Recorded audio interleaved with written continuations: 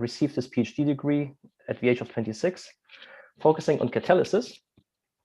Soon after, he continued his journey and he went abroad to the University of Oxford, to the UK, where he continued his work on catalysis. And after 2 years, he received this prestigious Liebig grant from the German Chemical Industry Foundation, which is for future leaders, and helped him to establish his own group.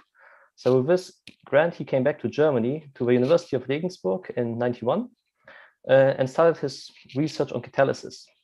And then 2 years afterwards, he moved actually to Jena, and he joined the Max Planck Society. By the time, I would just say from the historical background, it was 3 years after the kind of Germany was reunited. And he was one of the first chemists who moved actually from the west to the east of Germany. There he continued his research towards his habilitation on catalysis and CO2 chemistry. He obtained his habilitation in 95 and was awarded a private lecturer in inorganic chemistry.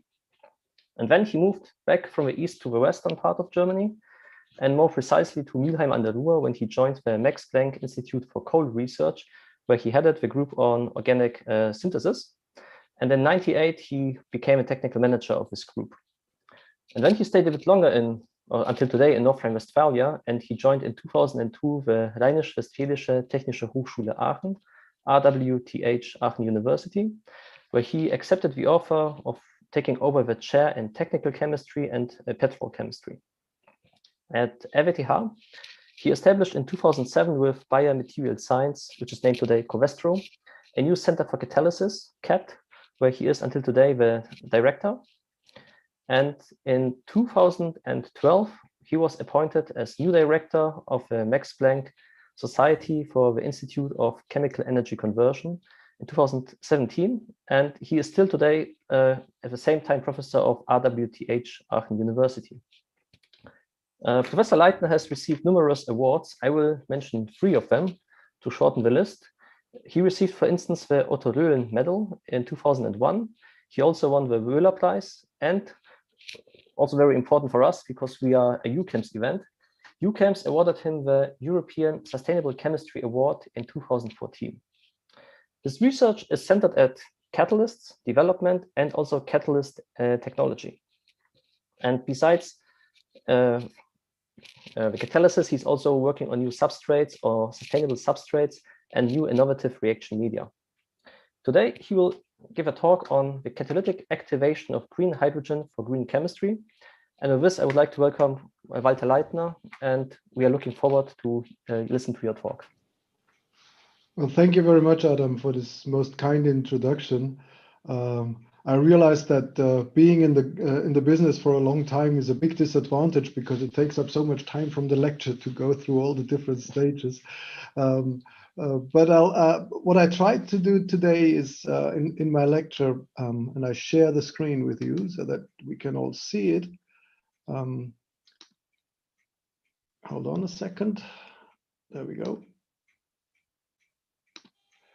I will talk about the catalytic activation of hydrogen in various ways. And this is closely related to the challenge of closed carbon cycles. And I'll tell you in a minute why. But before doing that, let me just give you a glimpse in the Max Planck Institute for Chemical Energy Conversion, because that is a fairly new institute. It was founded around 2011, 2012. But on the premises of existing Max Planck activity, there is the Max Planck Institute for Kohlenforschung, our neighboring institute. And here there was an institute that was Max Planck Institute for Radiation Chemistry, and then later Bioinorganic Chemistry. And they were very heavily focusing on how nature converts radiation, light basically, into substances. So photosynthesis was a big topic. How does photosynthesis work? And that has been then taken at that time into a new direction, which is chemical energy conversion. And it's a growing institute. It used to have 2 departments. It will have 4 departments when it's all finished and on full track. So you see a lot of construction work going on. And this down here is not my department. This is actually several groups. I still be affiliated and collaborate with colleagues from Aachen. This is Jürgen Klankermeier, with whom we had a very long standing and still have beautiful collaboration, at the time mainly on ruthenium chemistry. Marcel Liao, he's a professor for chemical engineering, reaction engineering at RWTH Aachen. And then there are some group leaders. I don't want to mention them all. You see the names as we go through the talks from the different topics. What I like to show is that we always, every year, have a group excursion where together with these other groups, we have a seminar week where we go somewhere, maybe visit some industry, some universities, spend a week discussing our chemistry and things like that. And we really all look forward to have that opportunity again. But for the time being, it's online meetings like this one and virtual meetings. And that also gives us the possibility to stay in contact and has proven quite fruitful. What I would like to do in the outline is I talk about the role of hydrogen, and we call this power to X, and I explain why, what that means. And then there are two very different subjects. One is on homogeneous catalysis, on molecular catalysts that catalyze a whole variety of hydrogen transfer reactions. And in particular, I want to make the connection between manganese as the central metal versus ruthenium as the central metal of these complexes. And that story will take about 25 minutes or so. And I suggest that maybe we make a break then and discuss this first part, because it's very different from the second, slightly shorter part, and talk about the chemistry of these complexes and how they activate hydrogen for the reactions we're interested in. Because the second part is about materials. It's not about molecular catalysts per se anymore, but about catalytically active materials, which, however, we take a very molecular approach to their design and their preparation coming from organometallic chemistry. And I'll just want to highlight one very recent example, more or less, or development, more or less, where we think that with this concept, we can come to something that I call adaptive catalytic systems. But let's start with the first part and see how far we go, and then what the time is as we move through. So what do I mean by power to X, and why are closed carbon cycles so important? Now, today we live in the age of petrochemistry. We use fossil resources, oil, gas, and coal, and in particular, oil, petroleum, crude oil is extremely important, not only for the energy sector, but also for the chemistry sectors or at the energy chemistry nexus. And in fact, it's an enormous amount that we use of crude oil. It's about 100 million barrels every single day, not per year, but per day, 100 million barrels. And a barrel is about 160 liters. And if you would fill this petroleum really in barrels, which we don't do, we transport it by pipelines and tankers and things like that. But if you would fill it in barrels and put one of this barrel next to the other, that would give a line that goes 1.5 times around the equator every single day, just to give you an idea of what the magnitude of the challenges that we're facing. And what we would like to do is to, of course, leave that fossil carbon in the ground. We need the energy content and the carbon content. The energy we can replace with what we call today decarbonized energy systems, so renewable energy technologies, or technologies that rely on renewable energy like wind, solar, hydropower, geothermal power, so we can decarbonize the energy generation. But we cannot decarbonize the energy carriers, and certainly not the chemical products. And about 2/3, roughly 60% of the petroleum that I just mentioned goes into fuels and the mobility sector, and about 20, and it's rapidly increasing percent, go into the chemistry sector. And that is actually growing. For mobility, we have alternatives. We can use battery-driven vehicles, and we can have hydrogen vehicles and things like that. For chemistry, we definitely have no alternative. And that sector, the need for chemical products is actually growing. There are estimates that the amount we need will be doubled by 2050 because of a growing population on the planet and growing living standards and so on. So what can we do? We can use that carbon-free power and convert it together with alternative carbon sources, not the fossil carbon resources, not the crude oil, but alternative carbon sources to whatever products we need. That's why it's called power to X, either fuels or chemicals. In my talk today, I will almost exclusively talk about chemicals here. What are these carbon sources? There is biomass, of course, and I'm sure Roger will talk more about that. And biomass is a fantastic source, renewable source of carbon. It's limited in its capacity, but it's very, very valuable. We can recycle products that we already made. So we could take polymers and things that we already made and put them back into the cycle.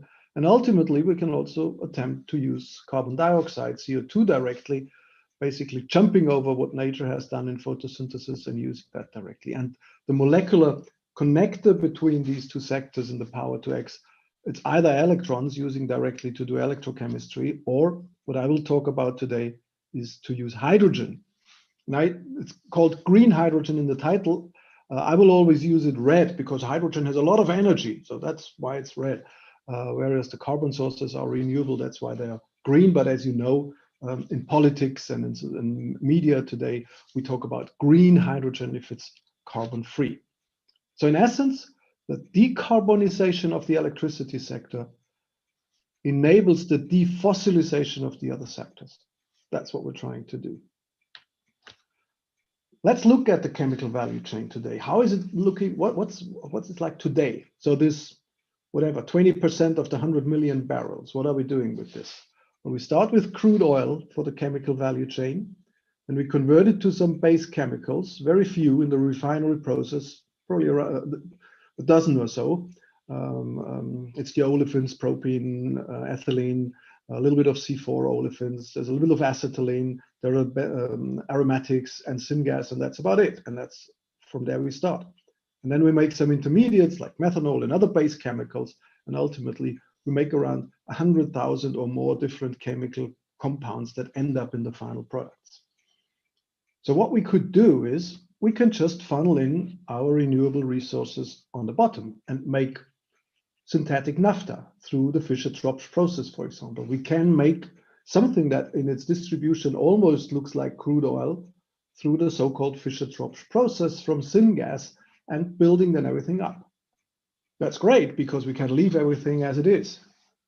Well, maybe we don't want to leave everything as it is because we still know, of course, that chemistry has other issues than just the carbon footprint. There are toxic chemicals involved. There can be environmental hazards. We can make products that are much better than the products today. So why not going in at different stages and using the principles of green chemistry to green up the whole chemistry directly and not only change the input basis to renewable, but also at the same time improve the processes, define new reaction pathways, make better products, and that way change the whole system into a more sustainable future. Now, if we want to do that, we can actually use the molecular creativity, the originality and creativity of chemistry and define new reaction pathways. We know as chemists what functional groups we want to have in the final products, be that coatings, detergents, maybe fuels or agrochemicals or whatever. We think in functional groups. We need acids, esters, methyl groups, and so on. And we can do things like a retrosynthetic analysis to see how would we build those up if, for example, hydrogen and CO2 would be our starting point. And we can do the same for biomass. We can say we have glucose and hydrogen, and we have whatever, maybe lignin and hydrogen, and how can we build such functional groups? That's what chemists, the only science that can do that is chemists, and I include biocatalysis here, obviously, but it's the chemical thinking in structural diversity that makes that possible. In order to do that, there is one very fundamental knowledge that we have to have, and that's how we break the bonds and make the bonds involving hydrogen as the ultimate reducing agent to bring in the energy. Because if we start from CO2, we're at very, very low energy. If we start from biomass, we're already a little bit higher in energy, but still very often we will need hydrogen to make the reactions go to where we want them. And I'll just show this manifold here for CO2, because the first part of my lecture is a lot about CO2 and CEO, carbon monoxide and carbon dioxide chemistry. So we have to understand how these activation steps of hydrogen are connected with the bond forming steps with the individual substrates. And that's showing here for CO2 to go first to a formal 2-electron reduction to formic acid, then there's the next 2-electron reduction to go to formaldehyde, and then there is the next 2-electron reduction that goes to methanol. And you see that hydrogen is ultimately the reducing agent that makes that circle going around and around. And we do this by experiment to understand with spectroscopy and molecular structure determination what's going on. Do a lot of DFT calculations to understand the mechanisms, the basic steps, and that's what we as chemists can contribute to this enormous challenge of global importance. Now, if we take this, and I show it again for CO2, but it's probably more general, very often the activation step of the substrate, the bond forming process between the hydrogen in that form, the hydride, and the species, whatever has to be reduced, is relatively easy. It's not always very easy, but it's relatively straightforward. So this little cartoon over here shows how a hydride attacks a CO2 molecule to make a formate intermediate. And what we find is that very often the energy barriers for such hydride transfer reactions to unsaturated units are significant, but they are not dramatically high. And for example, for a catalytic cycle to make formic acid, excuse me, out of CO2 and hydrogen with such typical ruthenium catalysts, the CO2 insertion steps are very, very fast, but then the hydrogen activation steps become difficult. So in the catalytic cycle, we have the bond forming processes, which can be relatively simple, sometimes, not always, but sometimes, not simple, but easy. And then we have the hydrogen cleavage and the hydrogen activation to regenerate the active hydride. And that has to happen in this particular case for such polarized CO bonds, for example, where you have a carbon and an oxygen or a nitrogen with very different electronegativity. This very often involves a heterolytic splitting of the hydrogen molecule, because you end up with a metal oxygen bond at some stage once the first hydrides are delivered, and that metal oxygen bond has to be broken. In principle, you can imagine that like a protonation.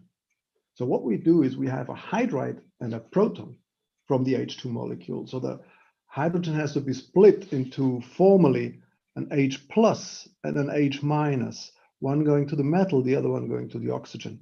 And very, very long time ago, in a collaboration with Alain Didieu, a French theoretician, he actually pointed that out to us in our collaboration, that this is probably the way the hydrogen is activated in these systems. And it goes through and through and through, and we're very convinced that this is part of the game. So here you see the hydride transfer happens, proton transfer happens, and that's how, for example, ruthenium hydrogenates CO2, in this case, all the way to methanol. So it does that in all 3 2-electron reduction steps to go to methanol. So this manifold we have to understand. And we do. For noble metals like rhodium and ruthenium and iridium, we have a lot of knowledge how this is happening, and I've really condensed this to a very simple and maybe even oversimplified message.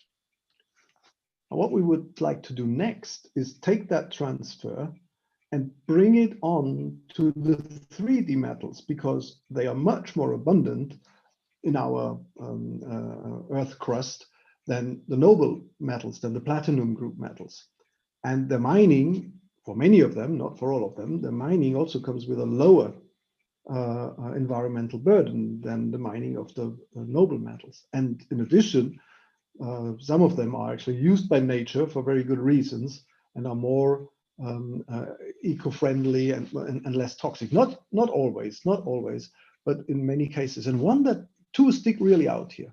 That's iron and manganese. But that's because these two are really the ones that also nature uses for many of these transformations. And in particular, manganese is the one that is in photosystem 2. And there's a lot of energy conversion. So what can we learn from the noble metals to transfer it back, for example, to manganese out of the 3D metals.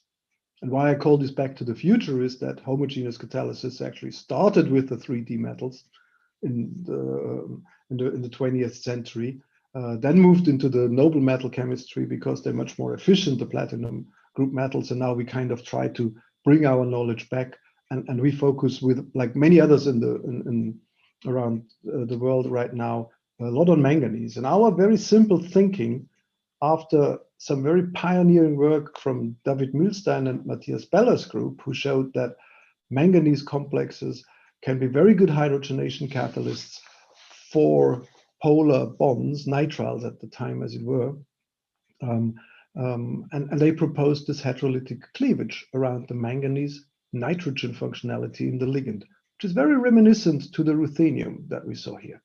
And so our simple thinking was, well, as manganese 1 is isoelectronic to ruthenium 2, and because it has a lower charge, it has a similar charge over radius distribution, maybe is there something like a diagonal relationship between manganese 1 and ruthenium 2?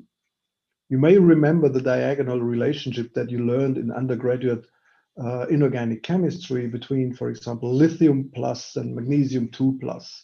It's nothing that is really based on a very detailed analysis or a very good theoretical approach or something. It's a very heuristic and crude, maybe oversimplified idea, but it helps us to think a little bit. And so this was our thinking. If there is chemistry that's going well with ruthenium 2, maybe there is a chance to look for manganese 1 as a congener to do something similar.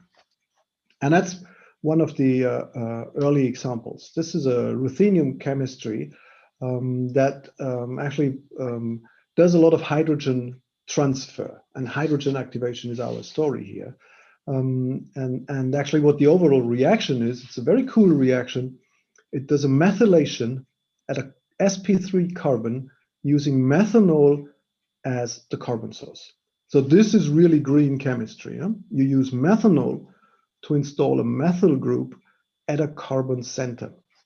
You form a new carbon-carbon bond here, starting from a simple alcohol, methanol, and only water as the only byproduct. And the mechanism for that reaction is very complex. It follows something that the late Jonathan Williams has called borrowing hydrogen. How does that work? So you have this alcohol substrate. Here is our alcohol substrate. And what the catalyst does is it is a very effective catalyst for dehydrogenation.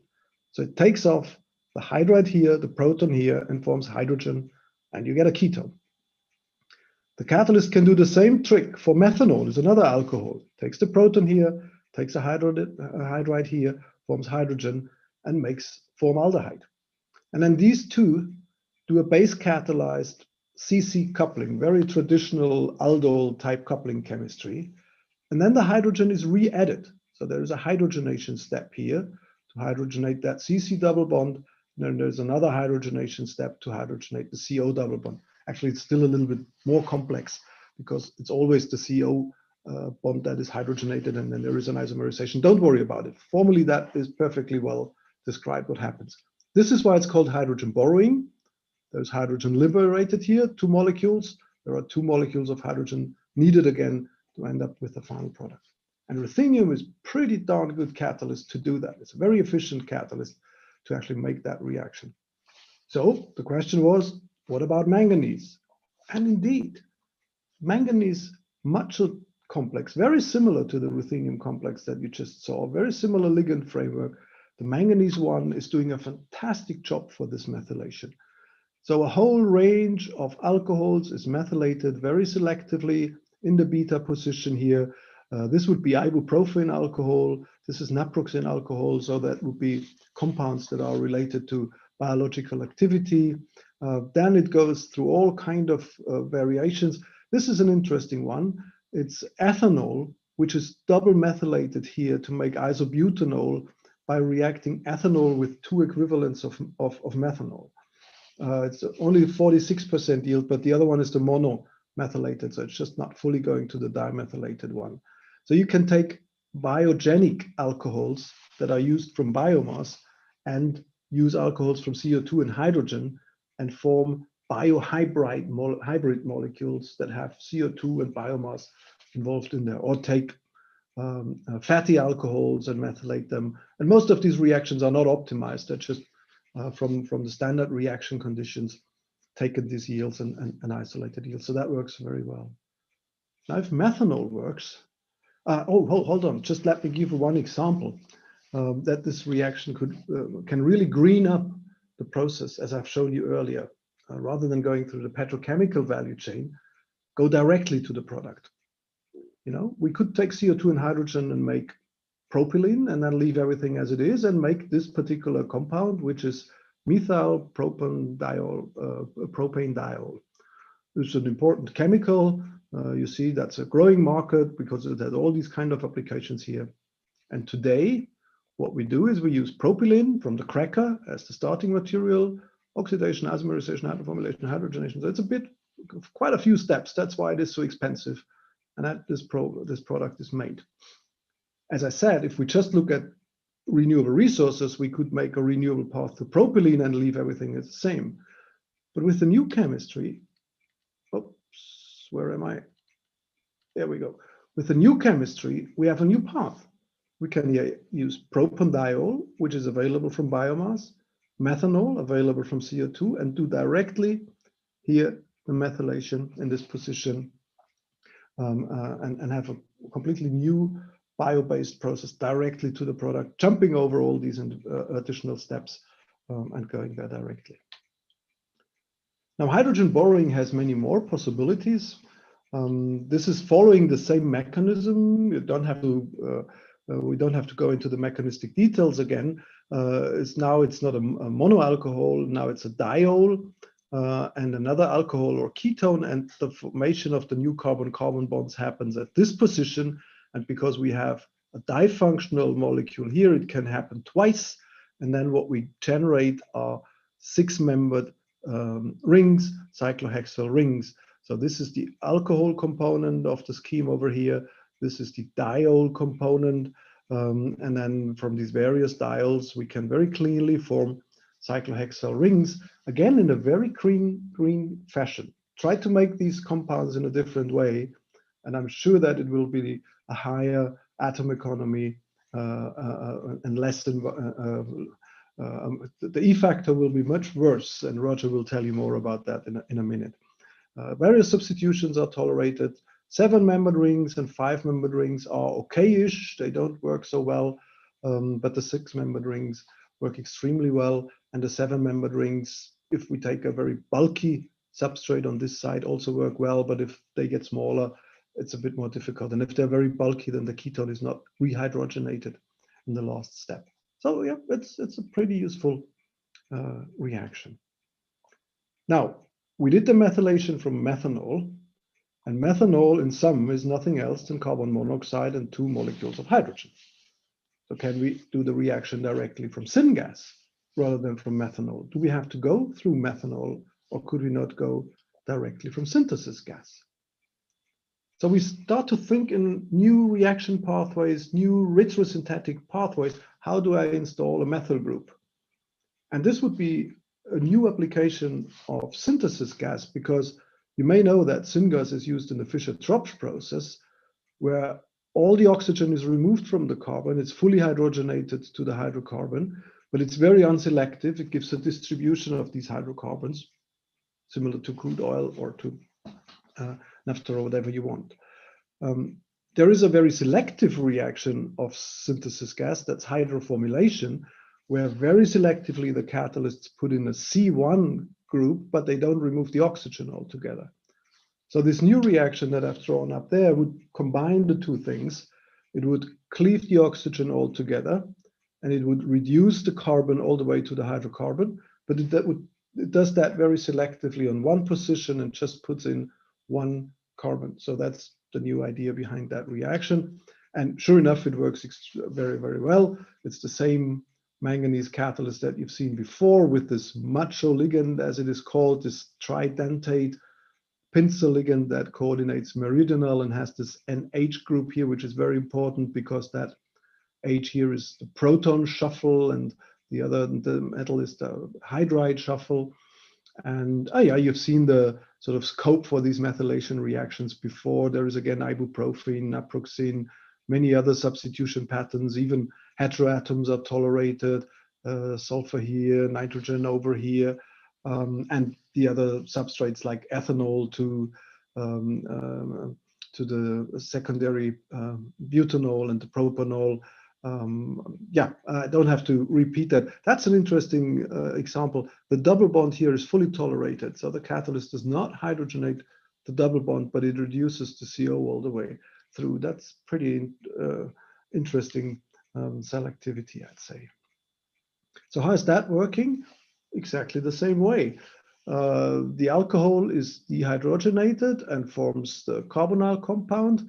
But now we approach the formaldehyde not from the methanol coming back up, but we make the formaldehyde from the CO coming all the way down.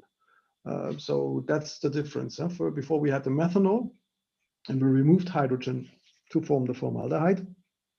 Now we have carbon monoxide and we add hydrogen to make the formaldehyde. And hydrogenating CO to formaldehyde is extremely difficult. It's very, very difficult over a molecular catalyst. So what is involved in here in this reaction is an ester, a formate ester. And that formate ester is formed from this alcohol with CO in the presence of base.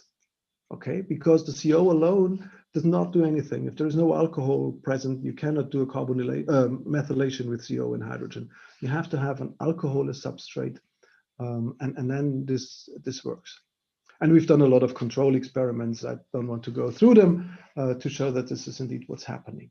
Now, this triggered our mind and it said, okay, if this reaction is happening, if the alcohol and the CO make an ester and the ester is hydrogenated, can we not take this principle and hydrogenate CO all the way to methanol by itself if we leave out anything else, and if we use methanol as the alcohol here to activate the CO, then we would have a direct hydrogenation of CO to methanol without anything else in the solution. And you know, this has been quite a challenge to find a molecular catalyst to hydrogenate carbon monoxide to methanol. And the trick that, again, the Bella team here together with Jasinski and the Prakash group in the US, the trick they played was to activate the carbon monoxide through the formation of such a formamide. But then you have the amine in there that you have to separate out, and you have to recycle and everything.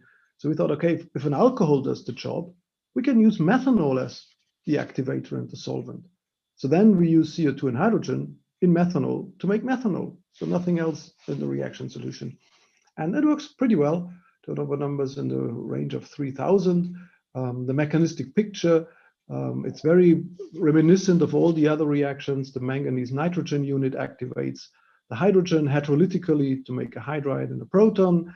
The ester comes in and the ester is hydrogenated through a basically known pathway to go to methanol. And the alcohol that is liberated picks up the CO, activates it to the ester, and there is the second cycle that brings the CO into the whole game, and the manganese does the job to do that. So that's very nice.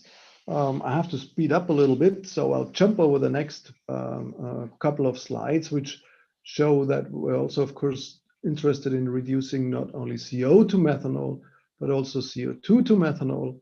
And initially, this started with cyclic carbonates because these substrates are a little easier to hydrogenate than CO2 itself, and that works very well. I guess the important point I wanted to make here is that very often in chemistry, some principles emerge and some new ideas emerge, and then several people around the world think in a similar direction. So this was David Milstein, Magnus Rüpping, and our group that were triggered by the reminiscence of this ruthenium chemistry that was known to do that reaction, trying to transfer it to manganese. And for all three of us, the manganese catalysts did a great job, and the three papers came out almost at the same time.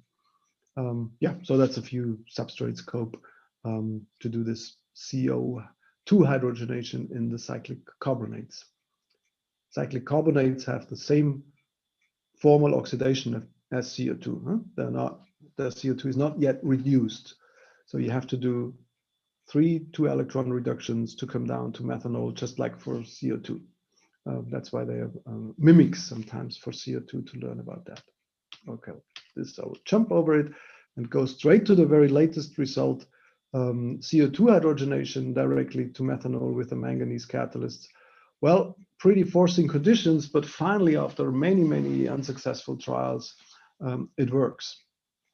And as it turns out, from literature knowledge and a lot of our controlled experiments, what we figured out, or basically David Kus, the PhD student here, figured out, was that the formate complex that is initially formed is actually such a stable resting state that it hinders the catalytic turnover, and the catalyst does one turnover to go to formate, and then the formate complex just is a dormant species rather than a resting state. It doesn't do anything anymore. And so by using a similar trick as before for the carbon monoxide, taking the formate ligand away from the manganese and converting it to an ester, then the whole thing is unleashed and the catalytic cycle starts to turn over. And the way to do that is to add, in addition, a Lewis acid additive. And the Lewis acid has to be carefully chosen, because otherwise the counteranion of the Lewis acid blocks the manganese. So you don't gain anything, you make the ester, but you still stop the catalytic turnover. But with titanium isopropoxide, it does in fact work very well. The isopropoxide is weak enough, it can be liberated from the manganese, and then catalytic turnover happens. Far less effective than for the example that I've shown you before, but much more effective than anything we've ever seen before with manganese for that challenging reaction. So with this, I'm through with the manganese story. Manganese and ruthenium, yeah, I think the diagonal relationship is kind of useful, but of course there's a long way to go to make manganese as efficient as ruthenium in the broad sense. But for some of the reactions I've shown you, in particular, for example, the cyclization, but also other reactions, manganese is actually already even better than the corresponding ruthenium complexes. So I think there is a lot to be learned here. And I'm happy to answer a couple of questions on the manganese if you want.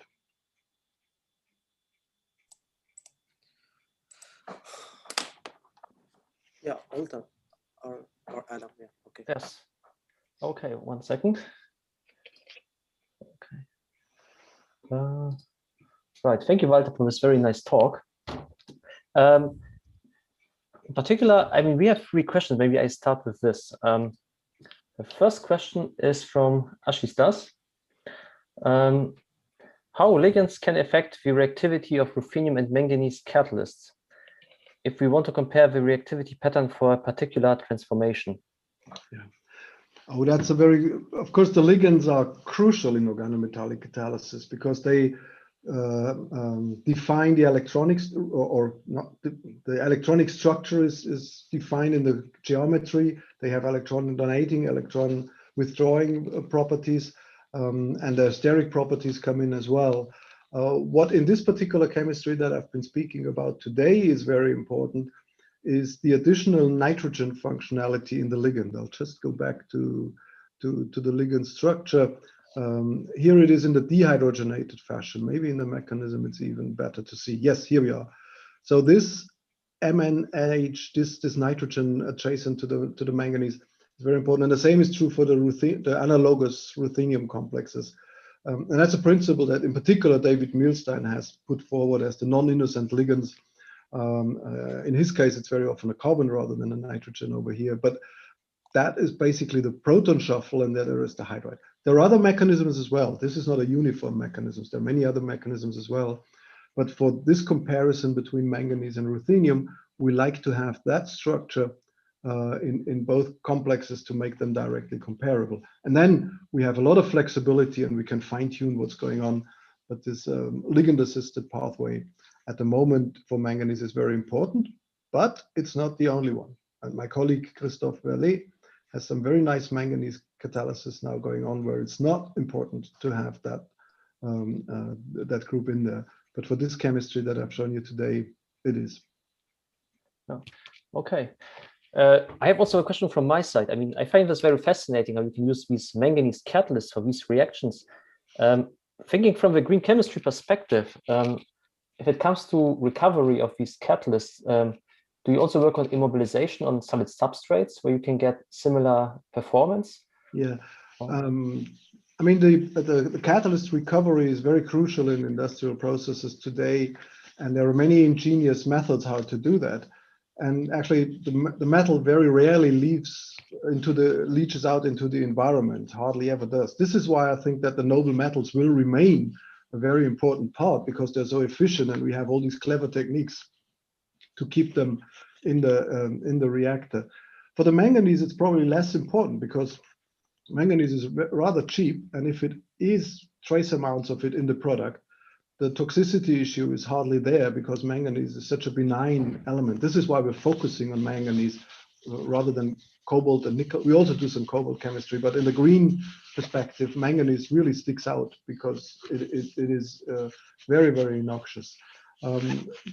So we're not currently focusing a lot on the manganese immobilization or multi-phase systems. We do start to look into it because there are other advantages of continuous flow chemistry with organometallic catalysts. So we're more looking into the perspective of continuous flow rather than the catalyst recycling at that stage. And we're looking into that. But at the moment, the highest priority is to map out what can we do with manganese. And step by step, we'll move into the immobilization techniques. Okay, thank you. I have also a next question from our audience. Thank you so much for this nice lecture. Most of the reactions that you show take place at 150 centigrade, relatively high for some substrates. Is there any way to activate those catalysts at, for example, room temperature, like using light or maybe even electrochemistry? That's a very good question.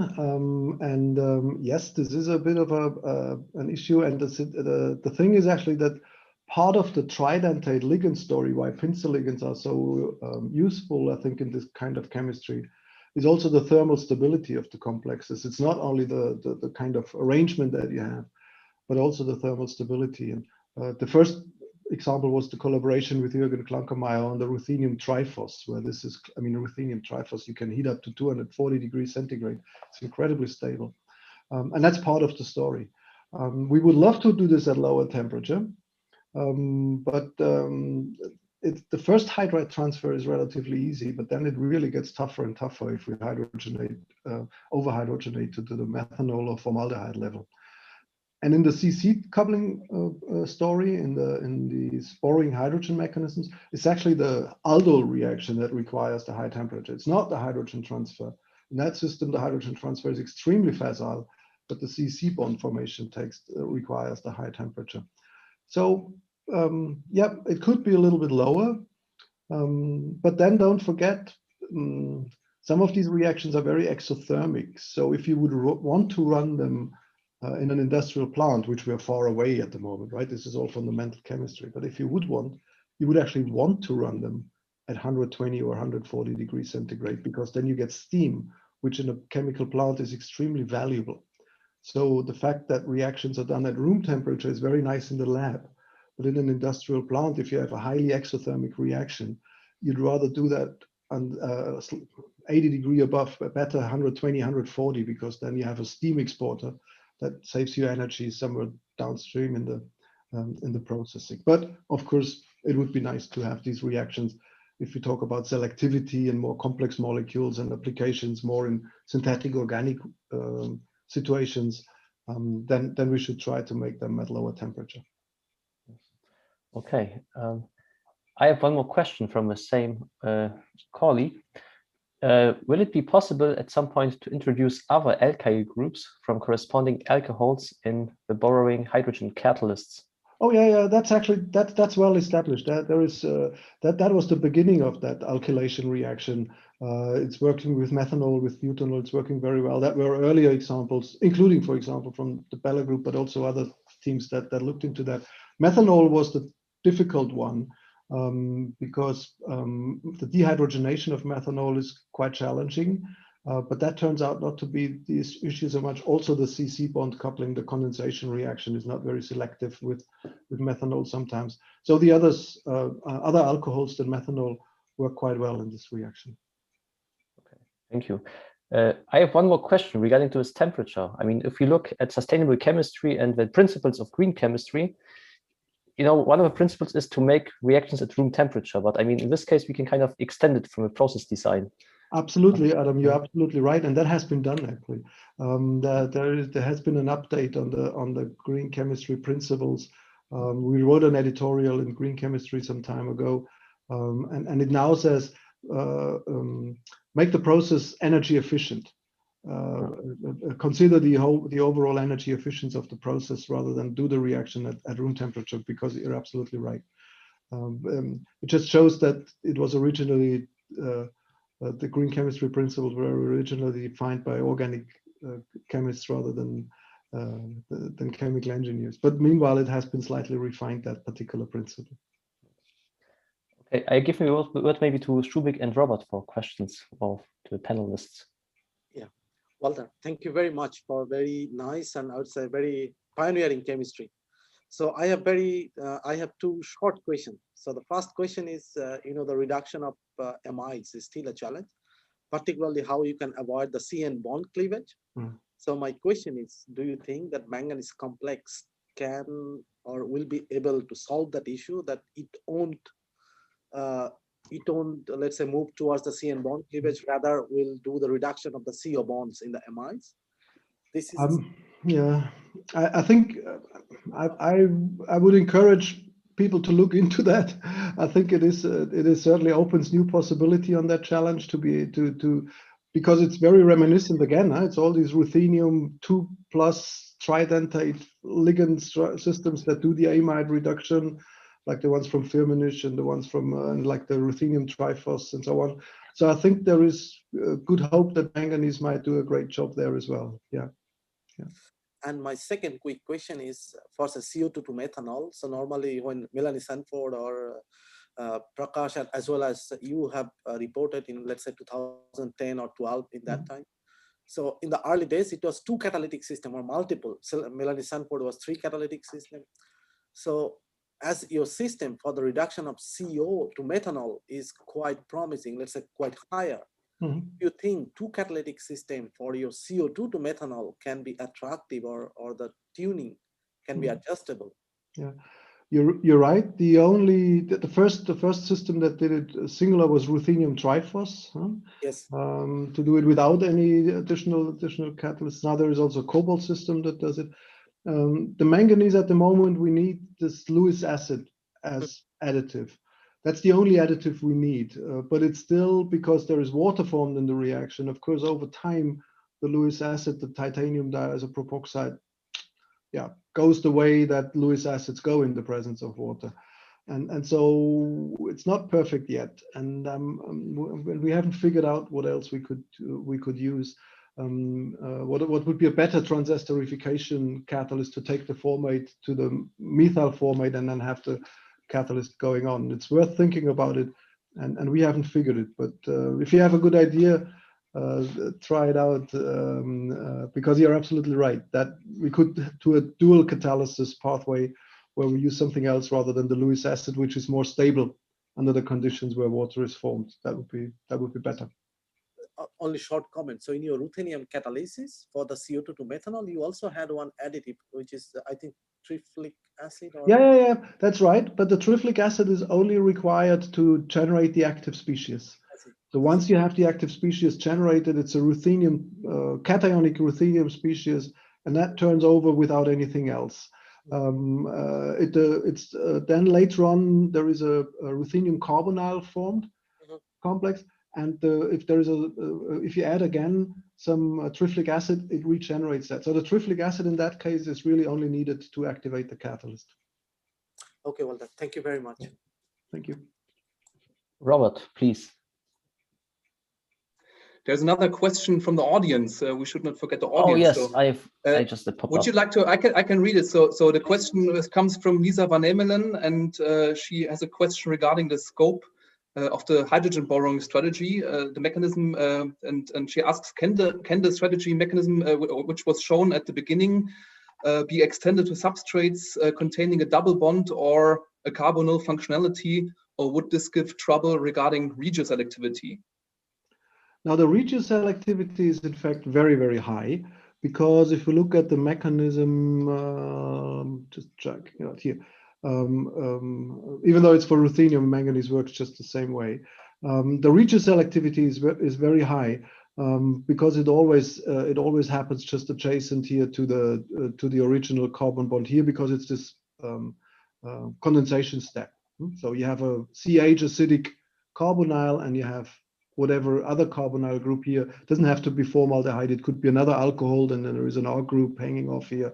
And so that regioselectivity is very high.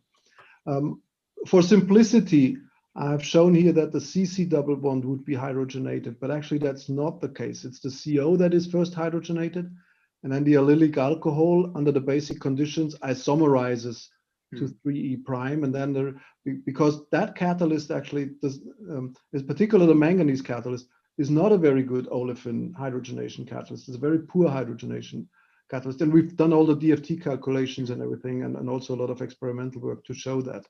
And that's why you can, as you asked, where is the example? I have to check for it. Where is it? There it is. You can actually have a double bond in the substrate, and it will not be hydrogenated. It will retain the double bond. And it also retains, for example, an aryl chloride, aryl fluoride. It doesn't detach them. So the functional group tolerance is not bad.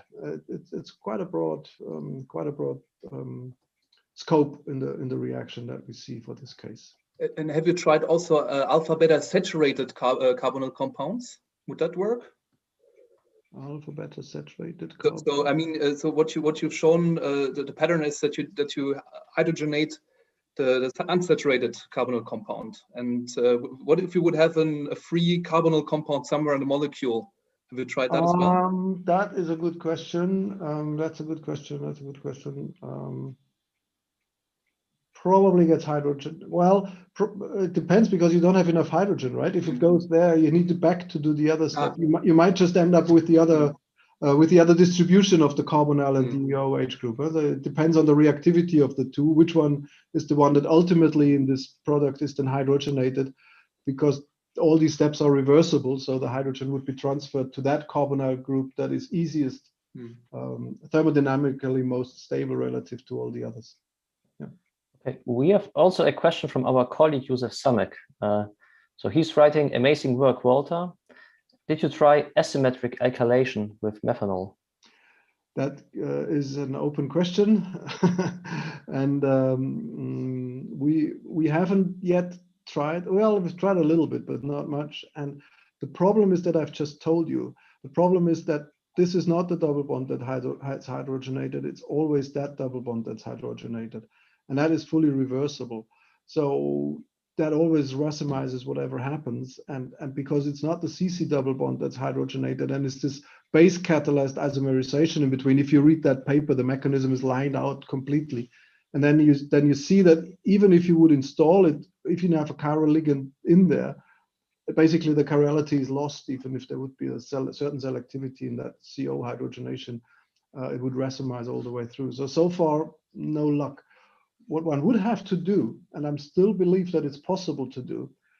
Now we come back to Schubig's question. I think he asked it about the double two catalysts.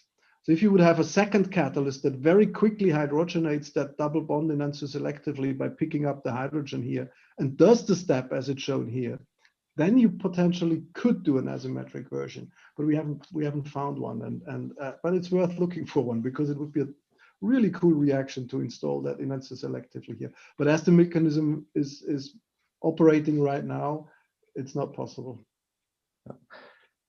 Okay, we have two more questions. One is there any reasons why all CO2 reactions that you presented today cannot be done in supercritical conditions, considering your great contributions to a field?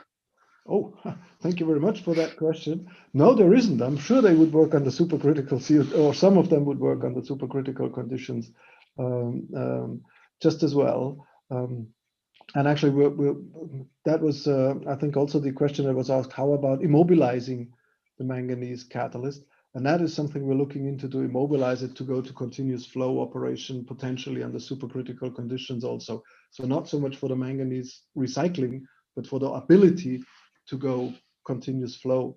And there supercritical CO2 would be a very good option indeed. Thanks for the question, yes. And we have also one more question from Jeff Van Hoof. Is it possible to separate the unsaturated carbonyl compound? A double bond might be interesting for downstream reactions. Yeah, I haven't shown you the reaction time profile. It's in one of the two papers, and you can actually, there is a buildup of that species, and if you tweak very carefully the reaction condition, you might be able to stop it at that stage. So it's like a classical conversion time profile where you have an intermediate and then it reacts away. And it's not easy, but I think if you wanted, you could probably do that under just the conditions that this becomes the main product. Okay, thank you. Are there any more questions?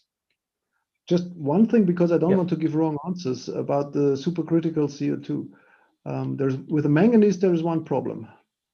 And that is this resting state. This is why we use these rather peculiar conditions where you have very little CO2 and a hell of a lot of hydrogen around. Because if you have too much CO2, then it kind of falls into that trap. So that particular catalyst, I'm hesitating to suggest to do that in supercritical CO2 because it might just block the catalytic turnover. But in general, you're right. It's interesting to do that. Good. Okay. Any more questions, or maybe from my panelists? If not, then I would thank you, Walter, again for this amazing talk. I think we leave out the second part because we have had such a wonderful discussion. I'm really excited about it because very often it's you give the talk and then no questions come up. So I'm very, very excited, and I'm happy to hand over to Roger because we're running out of time, and it doesn't make any sense to just talk 2 minutes about some chemistry. So perfect. The group that works on the materials will be very upset with me because we didn't touch on that chemistry, but that's okay. But we can continue hopefully in the future to see the second part live when we can all gather again, hopefully. Absolutely. Yeah. Okay. So thank you again, Walter, and for your participation today. And with this, I would then hand over to Shubik. Yeah. So it's my great pleasure to introduce Professor Roger Sheldon, the father of E-factor for assessing environmental impacts of chemical processes. So we have heard like how catalysis is playing the role, and Walter actually explained beautifully, and it's a very inspiring lecture. And then now we try to assess the E-factor, the greenness, sustainability. And I think the Roger is the right person, or I would say the best person to tell us in this world. So Professor Sheldon received his PhD degree from Leicester University in the UK and joined the Shell research in Amsterdam in 1969. In 1980, he moved to DSM on Dano, and later he joined to Delft University of Technology in 1991. In 2006, he became the CEO of Clear Technologies, and currently he is a distinguished professor of biocatalysis engineering at the University of Witwatersrand in South Africa. It's quite obvious that Roger has won numerous awards. I just try to make it a brief. So he received the RSC Green Chemistry Award and the BioCat Lifetime Achievement Award for important and long-lasting contributions to biocatalysis. And he was also elected as a fellow of the Royal Society in 2015 and an honorary fellow of the RSC in 2019. With this information, Roger, I'm very much looking forward to your lecture and the screening sequence. This is how I've structured my talk. First, I'm going to say something about why biocatalysis is green and sustainable.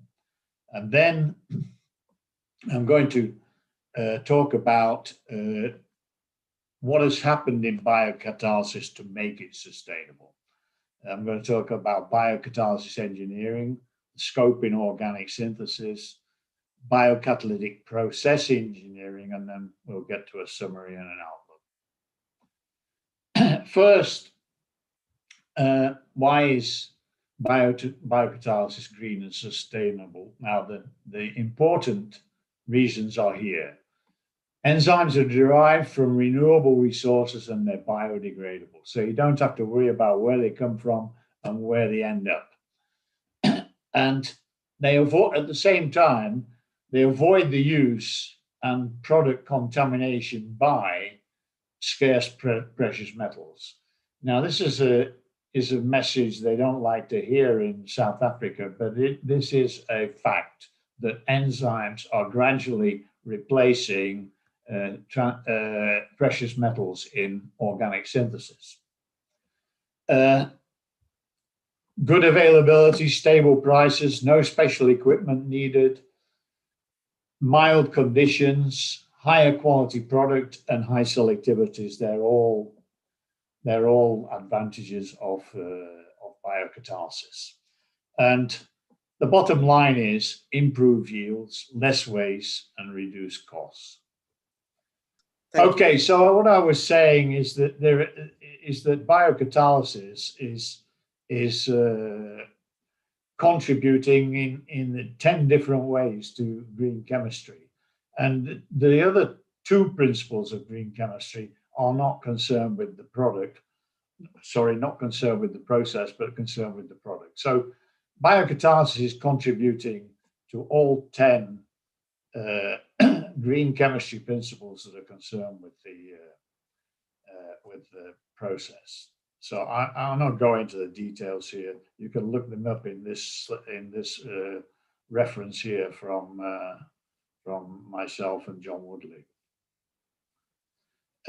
So let me get rid of this here.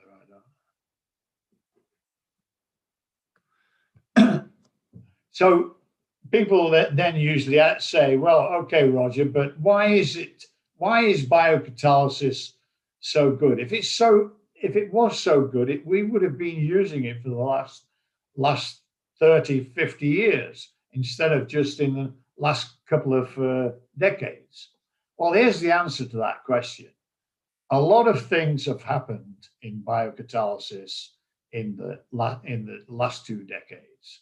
We've seen next generation genome sequencing, which allows metagenome mining in combination with bioinformatics and gene synthesis, that you can generate a lot more enzymes.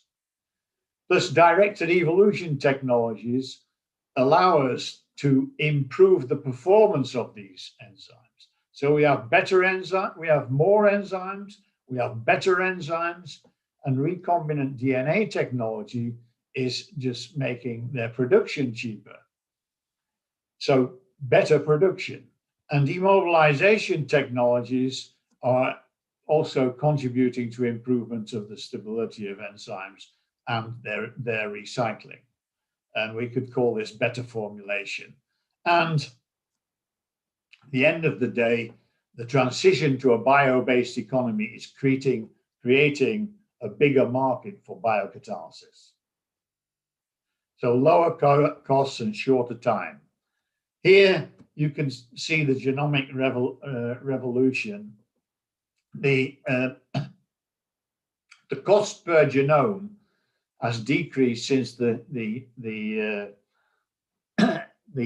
human genome was fathomed out around 2001, 2002, from $100 million per genome to $1,000 per genome in 2017, and I think it's even lower now. And people are talking about $100 genome sequencing.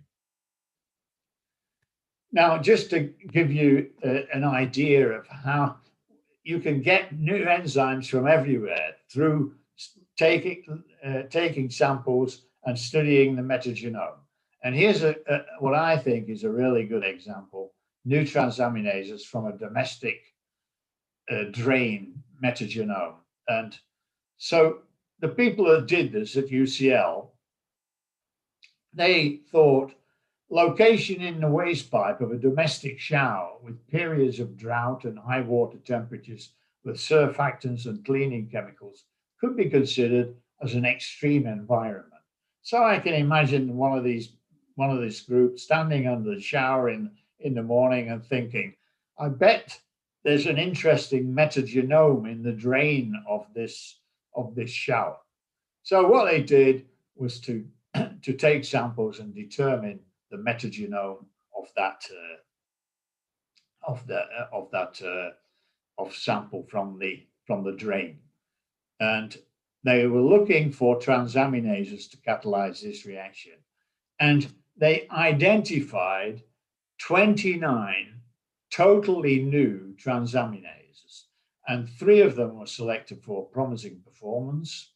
1 was remarkably robust and comparable with highly engineered transaminases, functioning at a wide range of temperature and pH, and even in 50% DMSO, with good activity and with as little as 1 equivalent of isopropylamine for that reaction there. So this is just one metagenome sample from a drain a drain sample from a shower. This gives you some idea. It's mind-boggling where you can find enzymes and very easily identify them. Now, if we talk about the development of a catalytic process, you have the traditional one where the available catalyst is taken and we want to put that into our dream process. But unfortunately, it doesn't fit. So we take the catalyst and we make it fit into the process, and we end up with a nightmare process. So in other words, we compromise the process to fit the catalyst. Now, that's not the way to do it. The way to do it is to evolve the catalyst so it fits in the ideal process. And this is achieved by evolving that catalyst using directed evolution. And this, of course, is what Francis Arnold received the Nobel Prize for in Nobel Prize in Chemistry in 2018. Now, we have used a technique invented by Pim Stemmer, DNA shuffling, or otherwise known as sex in the test tube, where you shuffle genes to get new genes, and these could be genes from one organism or from multiple organisms to get novel genes which encode for novel enzymes. And I like to call this the gold standard in directed evolution. I worked together with Codexis, where Pim Stemmer worked, and that is in California. And we developed this process. I was really responsible mainly for the chemistry and Codexis for the DNA shuffling. And what you see is that we took a keto reductase and reduced this keto ester enantioselectively, and then converted that chlorohydrin using a second enzyme, allohydrin dehalogenase. And this was a new reaction back in those days. And the scope of the reaction was not very well known. So I had the idea to use it here. In the CRED reduction, you need to have cofactor regeneration, and that we did that using glucose together with glucose dehydrogenase. All 3 enzymes were optimized by DNA shuffling. This wouldn't have been possible for an industrial process without engineering those enzymes, because everything was too slow. Now here you can see the difference between the wild type enzyme, which had very, and this is the 3 enzyme process, had poor characteristics, and we made a process design of what we wanted, and then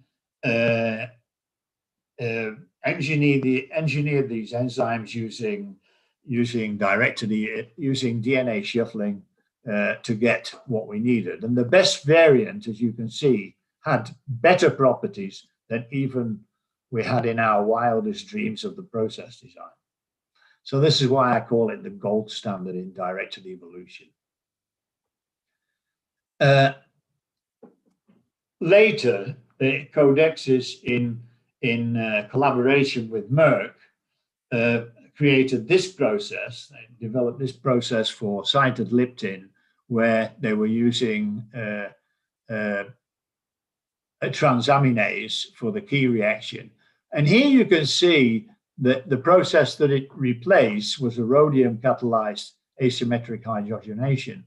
And you can see the difference in enantioselectivity. And enantioselectivity is the name of the game in pharmaceuticals. You see, the biocatalytic route gave 99.95% TE, and probably even higher than that. Couldn't detect the wrong isomer. And the asymmetric hydrogenation process afforded 97% TE, which back in the old days of 10 to 20 years ago would have been considered very good. But now it can't compare with what can be achieved with biocatalysis together with protein engineering. So in this case here, we started, well, we didn't start, sorry, Merck and Codexis started with an enzyme that had zero activity and just gave a very small yield with a truncated substrate that looked a bit like the substrate. And then through protein engineering, enzyme that had a bit of activity, that variant, so 0.7% conversion in 24 hours with 2 grams per liter. And this was converted with multiple rounds of DNA shuffling to give something that worked at 100 grams per liter substrate in 50% aqueous DNA and gave 92% yield, and the product had 99.95% TE. So this replaced the asymmetric hydrogenation. Further improvement was then achieved using immobilization to make, because this was the original process was working in aqueous DMSO, which from a green chemistry point of view, one would like to avoid. And by immobilizing the enzyme, it could work in isopropyl acetate, and it was the catalyst was recycled 10 times with virtually no loss of activity. So here I come to enzyme immobilization. It's an enabling technology. Enzymes are water soluble, and they're used on mostly on a single use throwaway basis as homogeneous catalysts. What we need, of course, is to convert them to heterogeneous catalysts that are used on a recycling basis. And so what we need is to make an insoluble powder, and that is done by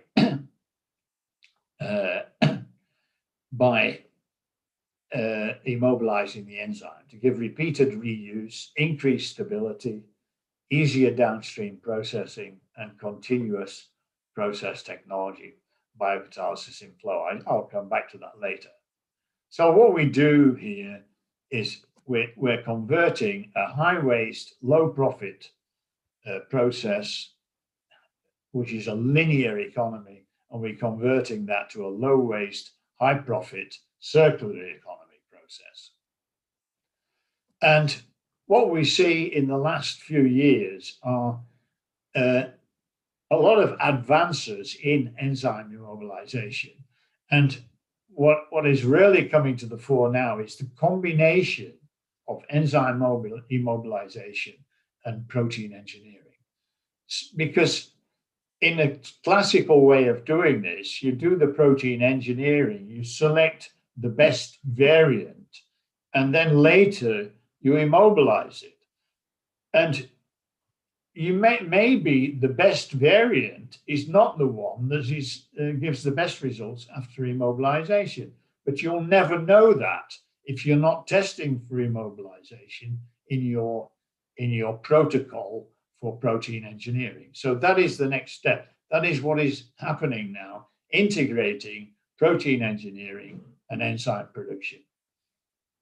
We also see the use of many different nanomaterials, including magnetic nanoparticles to give magnetically recoverable immobilized enzymes, such as magnetic cross-linked enzyme aggregates, which are then very efficient immobilized catalysts. So what we see now is the original applications of enzymes were mainly in detergents, food, and beverages. Now we see in the bioeconomy, in the transition to a bioeconomy, we see that enzymes are being used more and more to make fuels, to make chemicals and polymers, and in organic synthesis of complicated molecules such as pharmaceuticals. So this is a consequence of the bio-based economy, from plants to plastics. And another advance that we see is that the scope of enzymes in organic synthesis is rapidly expanding.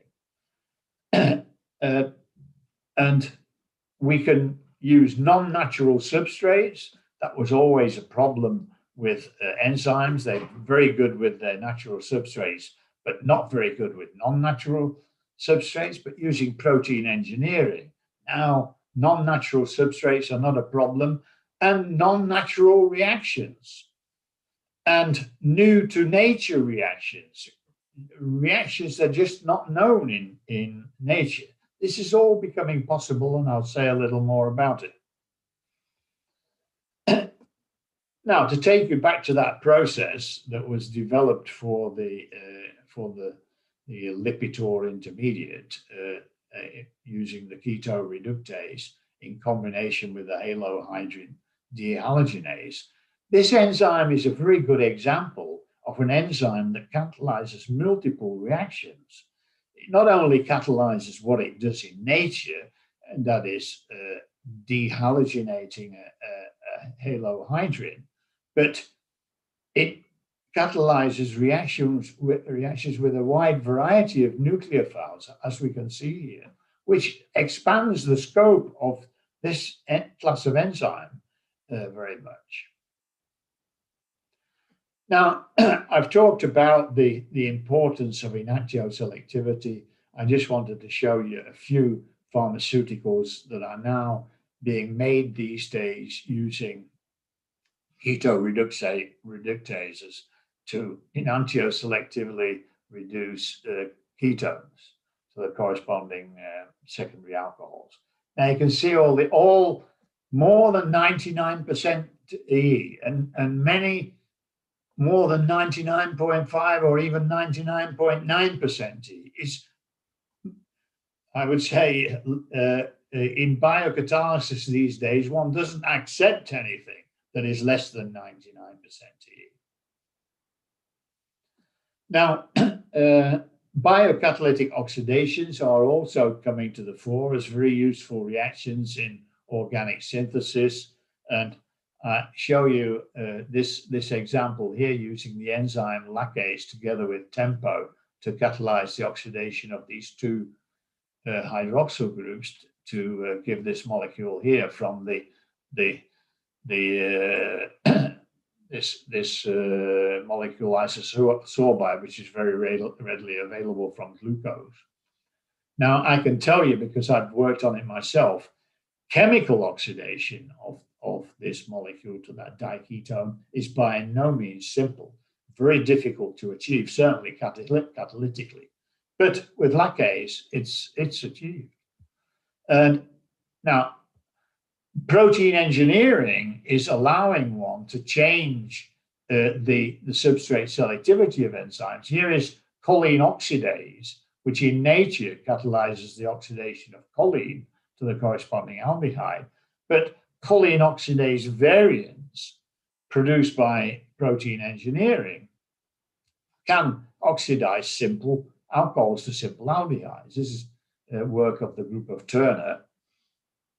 And here is another interesting variant on this theme, the amoxidation of an alcohol to give a nitrile using a variant of galactose oxidase together with ammonia.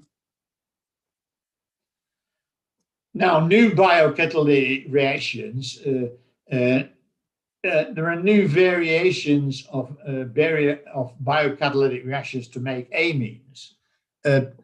This method here to make amines by using amine dehydrogenases going in the opposite direction is a reaction that was almost totally unknown, except for some very obscure reactions in nature in roughly 10 years ago, not much more than 10 years ago. And now it's commonly used by organic chemists. Imine reductases, very good for making secondary amines using this. And here is a sample, an example of a pharmaceutical intermediate here, which is made using an imine reductase, IRED, which is being developed by Pfizer. Now, hydrogen borrowing was already mentioned by Walter. You can do this with enzymes, of course. So you use an enzyme that catalyzes the oxidation of the alcohol to the ketone. So an alcohol dehydrogenase, or in the opposite direction, is a keto reductase. And then converting that ketone with ammonia, and where you require hydrogens, and forming those from the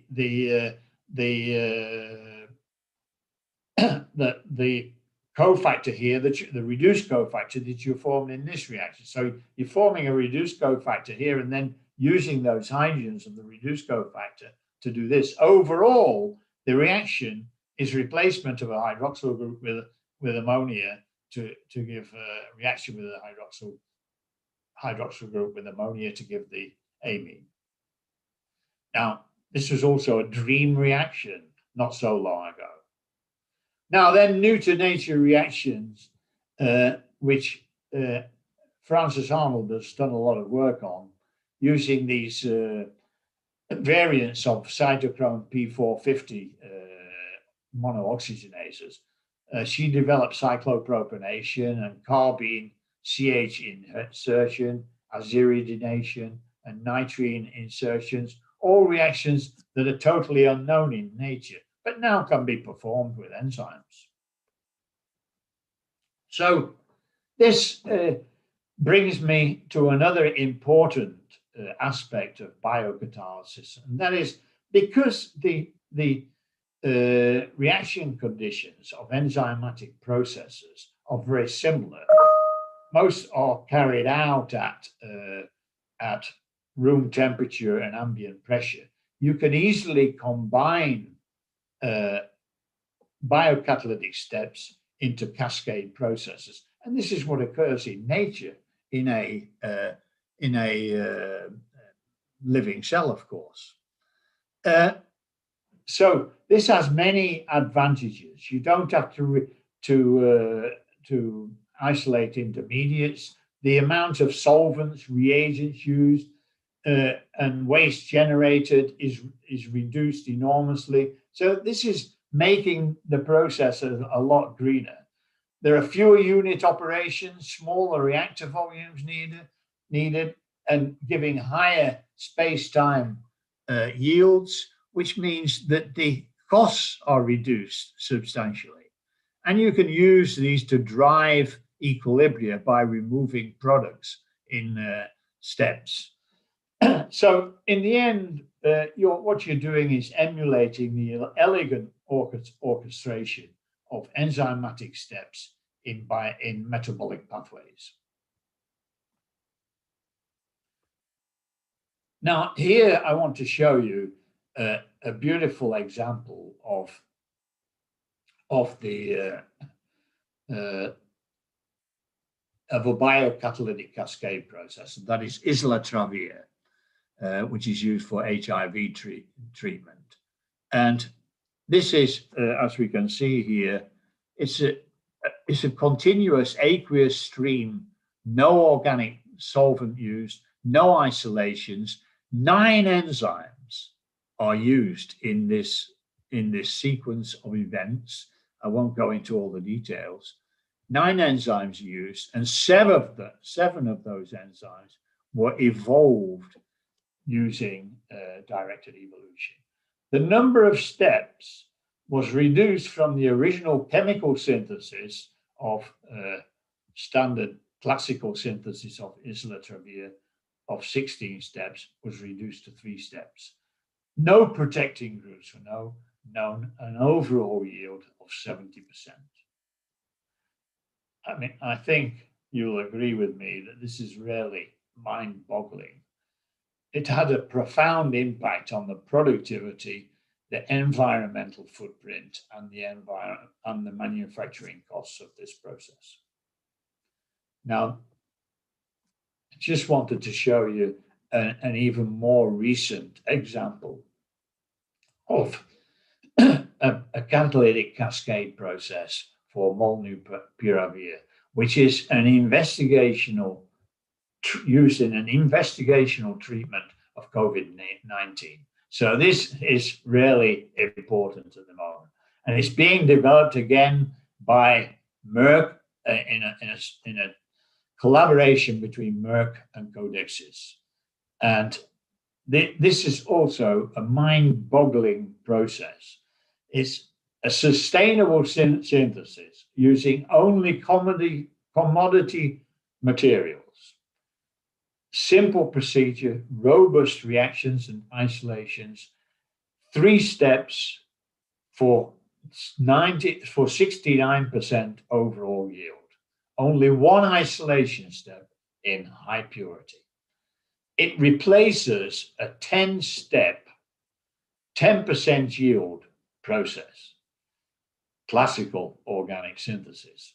And it was enabled through the development of novel chemistry and, of course, protein engineering. And here we see a formation of this phosphate, which is then fed into this reaction with the isobutyryl ribose to give that phosphate intermediate, which then with a nucleoside phosphorylase and the nucleoside on there in what is it, uracil, reacts to give well, almost the product, and then the final step to give molnupiravir. That reaction to form that phosphate, which you're recycling the inorganic phosphate which you form later, that was unknown reaction. This reaction was invented in this project. And the other enzyme used was lipase. It was Candida antarctica lipase. That didn't need to be evolved, but the other enzyme needed to be evolved to get the performance we're seeing here. Now, the next thing to do, of course, to create really cost-effective processes is to use continuous processing, which is what is used in the petrochemical industry. Virtually all processes in the petrochemical industry are continuous processes. They have the advantage of increased yields, minimum waste generation, i.e. lower E factors and greener processes, reduced enzyme inhibition. That's important here for biocatalytic processes. You're removing the product, so can't inhibit the enzyme if you're using an immobilized enzyme here, which of course you need to do for that. And then improve total turnover numbers, facile downstream processing using immobilized enzymes. And here is an example where it involves a keto reductase reduction from the group of Turner. So here you could do this also in cascade processes, of course. And you could use cross-linked enzyme aggregates of a combination of enzymes. And so it becomes now more and more like what happens in nature. So to summarize my talk, I hope that I've been able to convince you that biocatalysis is green and sustainable. It produces low waste processes, cost effective, circular by nature, and have broad scope thanks to all this protein engineering. So my final message to leave you with is think green, and then we will end up with a green chemical industry and a green pharmaceutical industry. So thank you all for listening, and I hope that the trouble we had at the beginning didn't cause you too much inconvenience. Thank you. Yeah, Roger, thank you very much for this inspiring lecture, inspiring chemistry. Yeah, indeed, it's mind-boggling. Yeah. The chemistry that we have shown, the greenness, the, let's say, low E factor, then the enantiomer selectivity, it's definitely mind-boggling. So I'm very, very encouraged. However, I have two general questions. So the first question is, what are the reaction conditions that you need to maintain? First, with hydrogen, because I'm an organic chemist, so I know with hydrogenation or reduction chemistry, I need to, let's say, heat up, or sometimes I need to cool down. So what is the main critical reaction conditions that you need to take care while you are doing these enantiomer selective transformations?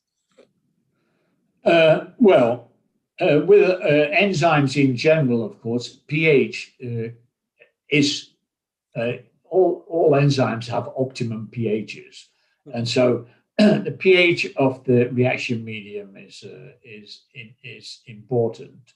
Of course, pH is a difficult concept if you're doing reaction in organic solvents. What does pH mean? But and also you can optimize your enzymes by protein engineering. You can optimize for thermal stability, but you can also optimize the enzymes from pH optimum. And that is also what is done. So at the end of the day, what you want is a reaction that is carried out at a reasonable temperature. It doesn't have to be room temperature. I mean, carrying out some enzymatic reactions at 60 or even 80 degrees is not a problem. But a lot of these with complicated enzymes, which I showed in my last slide, then you really don't want to go to higher temperatures with them. So you're limited to for such complicated processes, limited rather to around room temperature. Enzymes need some water, but not much. And also that is also very much dependent on the enzyme. With some enzymes, especially lipases, there's absolutely no problem in carrying them out in organic solvents. But you just have to choose a green solvent. And also, don't forget, you can carry out biocatalytic reactions in two-phase systems where the reaction is actually taking place in water, but the product is being continuously extracted into an organic phase. Yeah, thank you. And my second question is, how is the scale up in biocatalysis? Let's say, can we do easy scale up, let's say in kg scale, or? Well, traditionally, of course, all these processes were batch processes. And usually carried out in multi-purpose, say 6,000 liter reactors. That was normally what you how you would perform a biocatalytic reaction. But we're moving now. I didn't say a lot about it, just had that one slide. We're moving towards biocatalysis in flow, continuous processing, and then of course it's a lot easier to with rather small equipment to convert large amounts of starting material to product. Some people, I know some people think that fermentation processes are rather dilute and carried out on a fairly small scale. I can tell you in biomass processing, I have seen 1 million liter reactors for doing fermentations, and they can be even bigger. I was told that they had 2 million reactors, but I saw a 1 million liter reactor. So scale up of biocatalytic processes is not a problem, and certainly not in the classical, let's say, organic chemistry industries like pharmaceuticals, flavor and fragrances, and those. When you start talking about petrochemicals, of course, then yeah, you have to be even better. But I can predict that a lot of petrochemicals in the future will be made using biocatalysis. Some already are. Some already are made via fermentation, but it will just be increasing in the future. Okay, thank you, Roger. So there is one question in Q&A from Julie Laney. With all the advancements in the field of biocatalysis towards increasing the organic chemistry toolbox, do you think we might see photocatalytic enzymes in the foreseeable future, or maybe some photocatalytic whole cell-based transformations? Yeah. Well, I would say we won't see photobiocatalytic reactions in the future. We see them now. You can do photobiocatalysis. It already is a standard technique. You can do photochemically biocatalytic reactions. And what we're going to see in the future is even more. I would like to predict that what we are going to see now in the further development of biocatalysis, we're going to see a combination of biocatalysis with electrocatalysis and photocatalysis. And you're going to see processes that involve a combination of electrocatalysis and biocatalysis, and a combination of photocatalysis and biocatalysis. I predict that will be happening within the next few years on a large scale. Thank you, Roger. I guess there are many more questions. So Adam is almost ready. Adam, please. Yes, I would. Thank you. First of all, thank you, Roger, for this very nice talk and showing us how good biocatalysis actually is. I'm rather the materials chemist, so these high selectivities, it's not the range where I am working, and I would come back to this and to your prediction. One general question, because we have also undergraduate students in our audience. What do you think will be the future? I mean, what would you go in the future into science? Would it be like rather biocatalysis or heterogeneous catalysis? What would be your prediction for a green chemistry future? Biocatalysis or what? Heterogeneous catalysis, like electrocatalysis. Heterogeneous, yeah. Yes. Yeah, okay. Okay. I think in, let's say, what I call organic synthesis, I think that biocatalysis it will replace more and more standard catalysis, and that includes homogeneous and heterogeneous.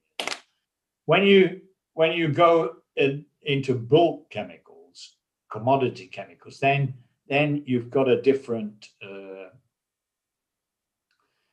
a different financial, a different cost structure, where it will be very difficult for biocatalysis to compete with real bulk chemistry, like converting, like producing hydrocarbons, producing lower olefins from crude oil, and converting those lower olefins. But I think there's one thing that you shouldn't forget, and that's what saves biocatalysis, and that is we're moving towards a bio-based economy, to a defossilization of the chemical industry, as Walter appropriately put it. You have to take that defossilization into account.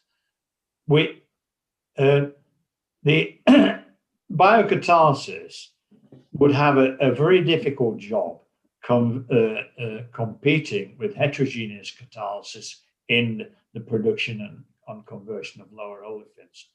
But in the future, they maybe don't have to do that, because the petrochemicals of the future, the feedstocks will be different, and that will all be in favor of biocatalysis. But you can imagine both. I write a lot of articles about the bio-based economy, and there are basically two developments you can have, and I think it won't be a matter of competition really, but I think we will see both happening in the future, and that is you can take your biomass and you convert it with enzymes and using fermentation. You can convert it to ethanol, or you can convert it to other commodity chemicals. And the ethanol that you make via fermentation, you could convert that to any commodity chemical you want, because ethanol can be converted to anything you could think of. So you could do that.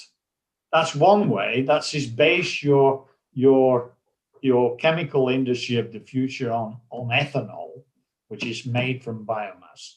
There's yet another alternative, and it was mentioned briefly by Walter, of course, and that is you take the biomass and you convert the biomass to syngas, and then convert the syngas to commodity chemicals.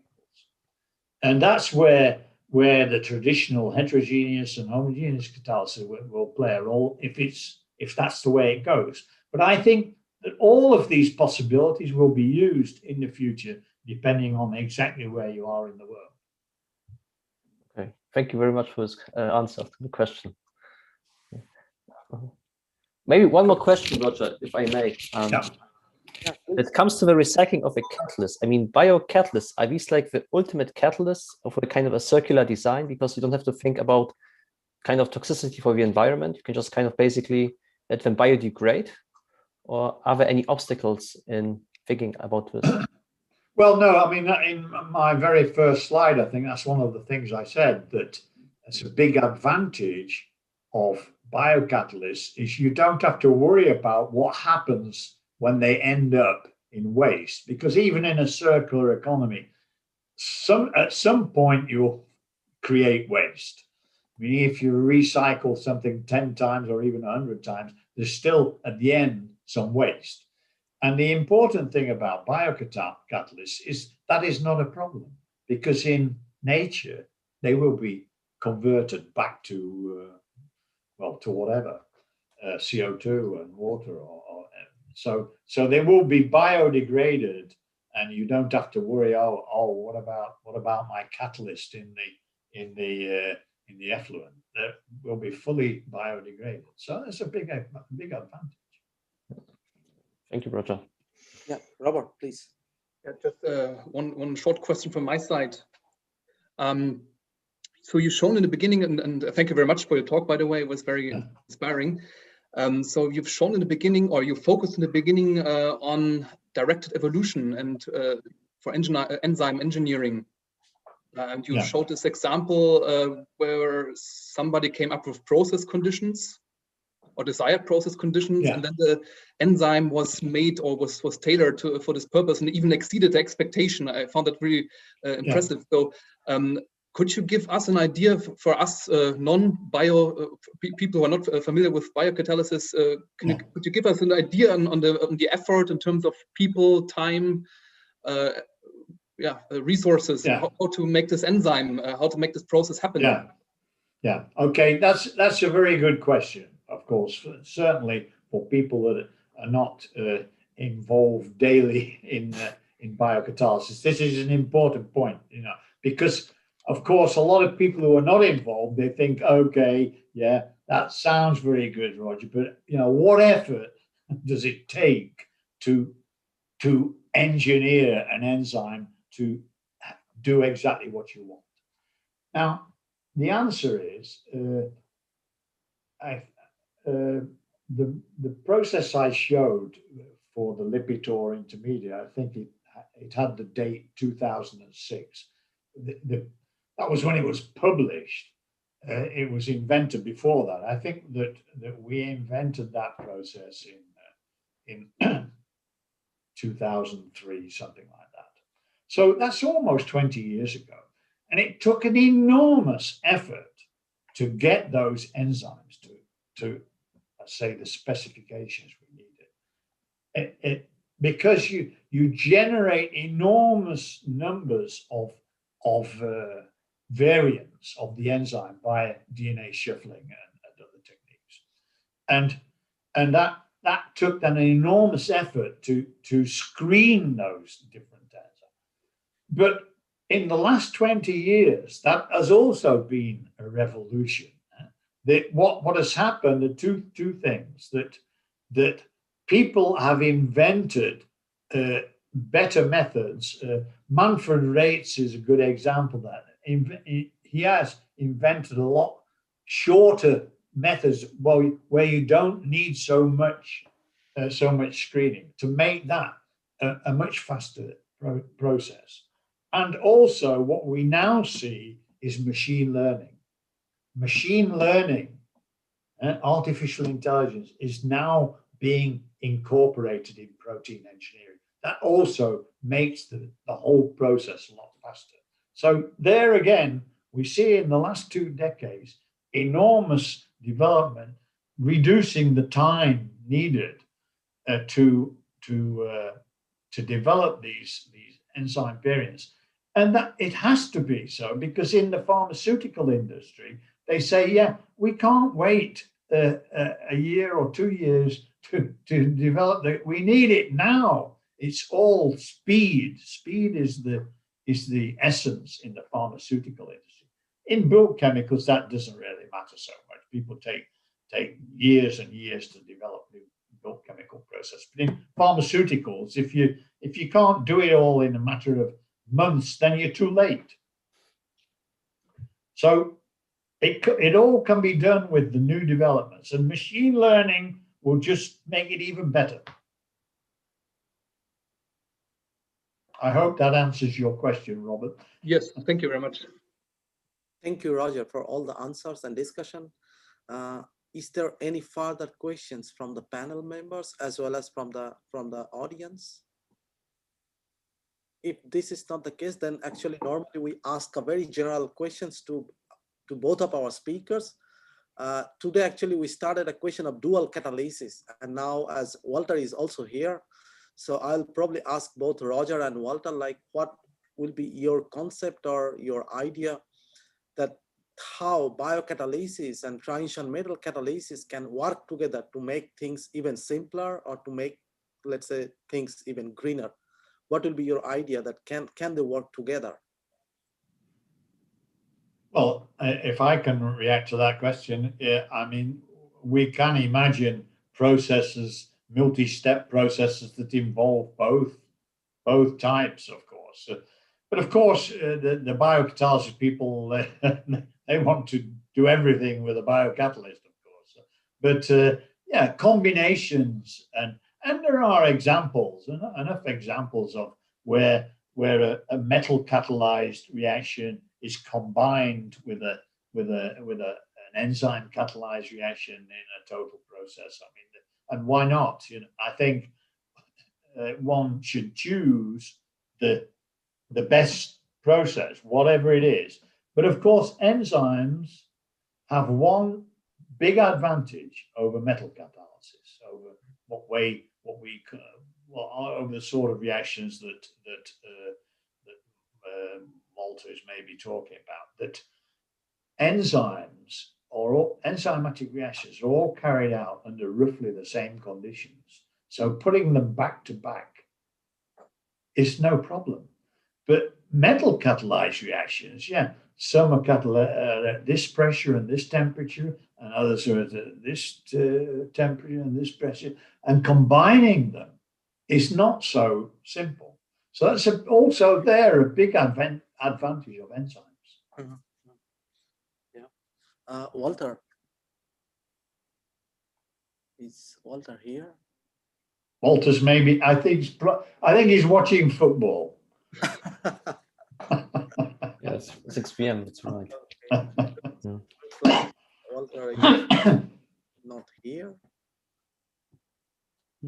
Okay, if this is the case, so Roger, then thank you very much. Walter as well. So if you don't hear now, probably you can see the video and probably you can listen. Thanks to both of you for your inspiring lecture, for your time, and also to educate us. So it's not only PhD and postdocs, we are also getting educated. So thank you very much for both of your inspiring lectures. Thanks a lot. Yeah. Okay, well, and sorry again for the hiccups at the beginning. I'm still learning how to do this. It was totally worth it. Thank you very much. Exactly. Thank you, Roger. It can happen to anyone. Okay. It can happen. Don't worry. Bye. It was nice. Yeah. Bye-bye. Thank you. Bye-bye. Bye. Bye, Roger. Bye, Walter. Bye. Yeah, bye.